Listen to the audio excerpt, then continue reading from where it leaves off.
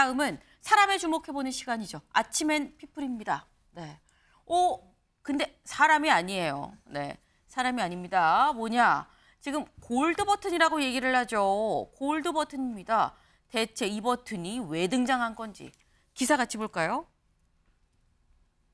구독자 99만 명, 누구 얘기냐? 금배지단 이재명, 골드 버튼도 눈앞이다 라는 겁니다. 네. 이재명 대표 22대 총선 당선이 됐습니다. 금배지 달았죠. 그런데 금배지 말고 금버튼, 골드 버튼도 아까 저희 봤습니다. 99만 명에서 이제 100만이 되면 받는 그 골드 버튼을 곧 받을 것 같다, 눈앞이다라는 거죠.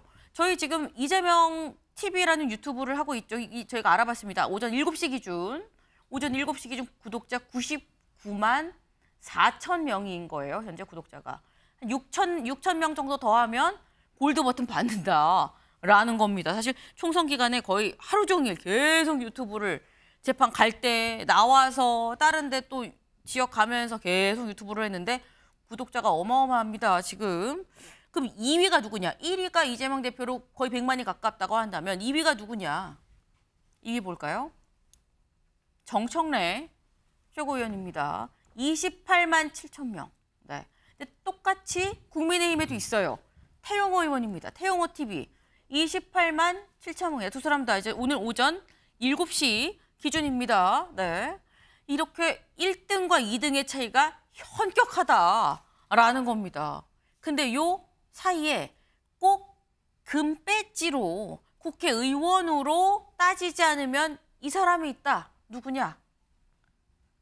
홍준표 시장입니다. 홍준표 69만 3천 명. 네. 근데 홍준표 시장도 아직 70만이 안 됐는데 김철현 네. 위원님, 이재명 대표가 사실 이 홍준표 시장도 굉장히 열심히 하거든요. SNS 계속 올리고 유튜브 하고 홍카콜라 하고 하는데 근데 70만이 안 돼. 이재명 대표가 거의 100만을 지금 바라보고 있습니다. 뭐 이재명 대표는 워낙 뭐 강력한 팬덤층을 형성하고 있었고요. 또 어쨌든 이재명 대표나 이렇게 홍준표 시장 또 이렇게 정청래 의원 보니까 굉장히 조금 좀 뇌리에 팍팍 꽂히는 어떤 사이다 발언들이 결국은 저렇게 보수 어떤 유튜버를 활성화시키는 데 큰 자극제가 되는 것 같거든요. 보통의 국회의원들 같은 경우, 특히 정치인 같은 경우에는 굉장히 모난 발언들을 굉장히 자제를 합니다. 근데 정청래 의원 같은 경우는 어떤 형태로든 홍준표 시장도 그렇고 또 이재명 대표도 그렇고 아무래도 어떤 약간 와일드한 표현들을 즐겨 쓰시는 분들이 전체적으로 아마 이 구독자 수가 많이 늘어나는 것 같아서 아마 22대 국회 들어오시는 국회의원님들도 많이 참조했었으면 그렇게 좀 하는 바람입니다. 지금 말씀 중에 그런 부분이 있었어요. 좀 센 발언을 하면 구독자가 좀 높은 것 같다, 구독자 수가. 근데 센 발언이 다른 사람들은 좀 자제하는데 센 발언을 그 와중에도 하는 사람들은 좀 구독자 수가 많은 것 같다라는 말씀을 하셨습니다. 이 의미를 또 잘 새겨보실 필요도 있겠다라는 생각이 들어요. 두 번째 인물 가볼까요? 네, 두 번째 인물. 정진석 비서실장입니다. 정진석 비서실장. 왜 나온 건지 기사 보겠습니다. 정진석 비서실장. 대통령실은 일하는 조직이다. 비서들 정치하지 말아라 라고 얘기를 했습니다. 어제 수석비서관회의를 처음으로 쭉 주재를 했다라고 하죠. 여기서 이런 얘기를 했다라고 합니다. 무슨 얘기했는지 같이 볼까요? 네, 대통령실은 일하는 조직이지 말하는 조직이 아니다. 대통령실 관계자란 이름으로 메시지가 산발적으로 외부에 나가는 건 바람직하지 않다. 대통령실 정치는 대통령이 하는 거지 비서들이 하는 게 아니다. 네, 큰 소리로 얘기하지 않아도 한마디 한마디가 굉장히 아마 듣는 비서관들 입장에서는 세게 꽂힐 수밖에 없는 얘기들입니다. 김진욱 대변인님, 정진석 실장 기강 잡힐 거라고 보십니까? 잡혀야죠. 저 정도 말씀을 하시고 또 저 정도를 하실 수 있는 능력자라고 생각했기 때문에 비서실장이라는 막중한 자리에 모시지 않았겠습니까? 네. 저는 잡힐 거라고 보여져요. 그런데 저 과정 속에서 과연 그동안 보여왔던 대통령실의 이런 난맥상들 이런 부분들이 어느 정도 빠르게 잡힐지는 확신이 잘 안 서는 부분이 좀 있어요. 왜냐하면 여전히 대통령 주위에 대통령과 오랫동안 함께 했었던 사람들은 존재하고 있고 그 사람들 입장에서 보면 비서실장이 누르는 그 순간만 잠시 눌려질 가능성도 없지 않다. 그래서 뭐 우리 전진석 대통령실의 비서실장께서는 네. 육모방망이로 대명사가 되어 있으신 분이니 아마도 대통령실에서도 그 육모방망이를 열심히 좀 흔드셔야 되지 않을까라는 생각이 듭니다. 네, 기강 잡힐 것 같다. 하지만 잠깐 찰나 그러고 다시 돌아올 수도 있으니 그거 잘 살펴보셔야 된다라는 말씀도 같이 하셨어요. 다음 키워드로 좀 넘어가 볼까요? 대체 언제? 이 얘기가 왜 나오는지 같이 보겠습니다. 이재명, 최상병 특검은 국민의 명령, 회담 의제 공식화, 영수회담 얘기가 나왔는데 이번 주엔 만나는 줄 알았는데 대체 언제 하느냐라는 겁니다. 날짜는 안 정해지는 상황에서 의제 얘기만 매일매일 나오고 있어요. 이재명 대표 이렇게 얘기했다는 거죠. 어제 최고위 자리에서였습니다. 직접 들어보고 오실까요? 국민 3분 중에 2분이 최혜병 특검 사건 특검에 찬성하고 있습니다. 국민 3분 중에 2분 정말로 많지 않습니까? 최혜병 특검은 반드시 하라. 이게 국민의 뜻입니다. 21대 국회가 끝나기 전에 특검법 통과를 해서 반드시. 네. 최상병 특검을 공식적으로 얘기를 한 거죠. 요거 의제로 올릴 겁니다. 요거 해야 됩니다라고 지금 얘기를 한 겁니다. 그런데 그러다 보니까 매일경제도 이렇게 썼어요. 영수회담 앞두고 최상병 특검 못 박은 이재명.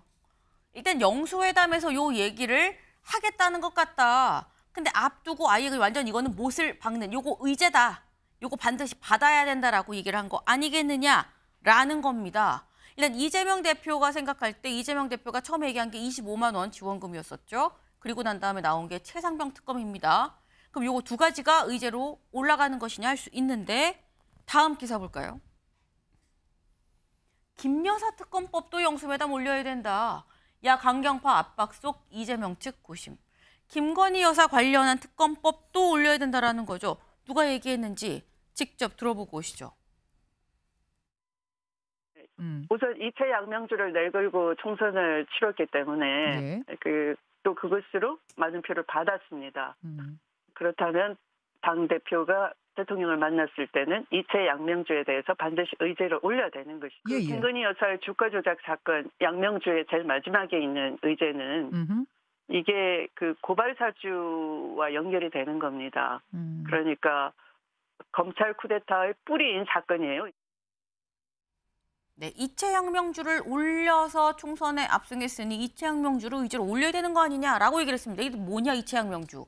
이태원 참사, 최상병 특검, 양평고속도로 특검, 이 명품백, 가방, 주가 조작 의혹, 이채양명주다.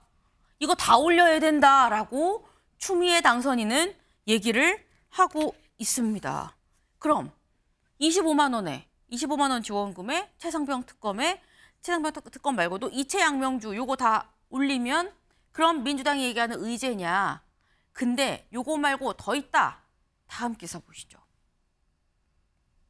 민주 국정기조 잘못 사과부터 용산 요구 과하다 불쾌감. 일단 그동안 거부권 계속 얘기했었던 거 거부권 행사한 거 국정기조 잘못됐었다는 거 사과부터 해라. 사과해라. 지금 이채양명주 25만 원 최상병 특검에 사과도 해라. 요건 장현주 변호사님. 네. 지금 민주당 영수회담에 이걸 다 올린다는 걸까요? 사실 이 부분에 대해서는 아직 실무회의 중인 것이고 네. 민주당에서도 여러 가지 이야기가 나오고 있는 중이기 때문에요. 공식적으로 어느 정도까지 의제로 들어갈지는 봐야 될 것 같습니다.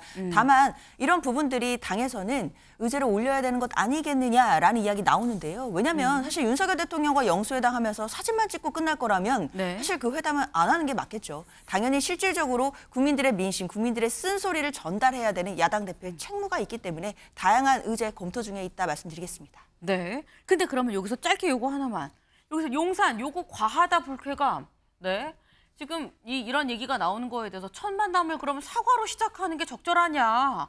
용산에선 좀 너무 과한 거 아니야라는 얘기도 있을 때 너무 많이 올리면 아예 회담이 열리지 않고 파토가 날 가능성도 있는 거 아니냐라는 얘기도 나옵니다. 장 변호사님. 그렇죠. 그런 부분을 아마 이제 실무회의에서 조절을 잘 해야 되겠다라는 생각은 드는데요. 다만 저는 대통령실의 입장이 조금 아쉬운 것이 대통령께서 직접 이재명 대표 만나면 이야기 많이 듣겠다라고 네. 밝히셨고요. 이제부터 정치하는 대통령 되겠다고 하셨잖아요. 정치라는 것 자체가 불편한 이야기 들으면서 그러면서 상대방과의 의견 또 그런 의견 차이를 좁혀가는 과정이 정치의 한 부분이라고 생각합니다. 그렇기 때문에 대통령실에서는 불쾌감을 표하실 게 아니라 대통령과 함께 더 많이 듣겠다는 자세를 보여주셨으면 좋겠습니다. 네. 사실 오늘도 2차 실무회동이 예정이 돼 있죠. 오늘 회동에서 소기의 성과라도 좀 있었으면 싶다라는 생각이 듭니다.